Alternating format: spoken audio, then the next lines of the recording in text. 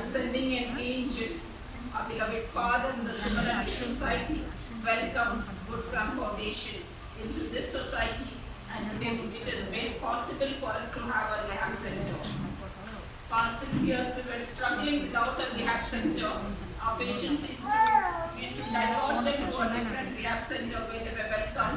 Today they are here with us, testimonies, and we are glad today and we are thankful to God.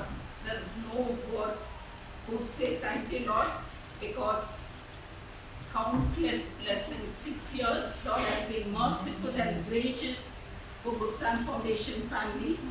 Every step when we take. The President, but as Archbishop, he is showing keen interest in various social programs that we do. Very especially connected with disability, the people who are the poorest of the poor. His time, his efforts, energy is always there with us. So, with this small program, he has shown interest to be with us. But now at Gulbarga, our first inpatient center in Gulbarga, where we are treating mainly the spinal cord injury patients. So I'll not take much time, we'll just run through a video, and that will tell you about the journey of Good Sam and our work, and hope you will connect better now after this video.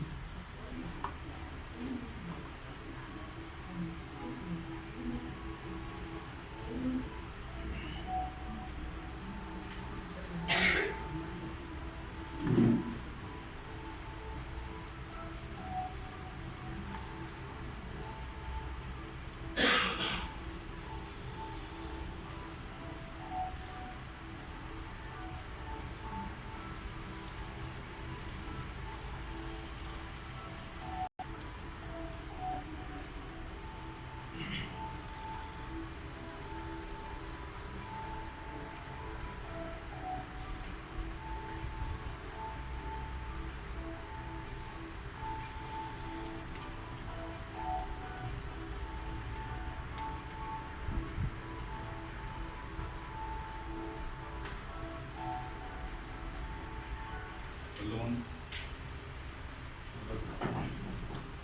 And every time we stepped out, the plan just got clearer and clearer and more focused. And today, what we've the journey that we've traversed has been very exciting, not only for us, but every life that we have touched. Today, all our beneficiaries are like extended families of us. They've actually not been cases. Most NGOs would look at today, a lot of NGOs we see have become in direction. We were doing all sorts of things. And today we have some of our very cherished partners with us. We have Nisha, who's from APD, who's with us. When we decided to go out and do those wound camps, it was during the pandemic when no one was willing to go out. We didn't have vaccinations out. There was no way we could go out and do it. And APD came forward and they said, we've got a community team across Karnataka, which we didn't have. And we said, let's collaborate.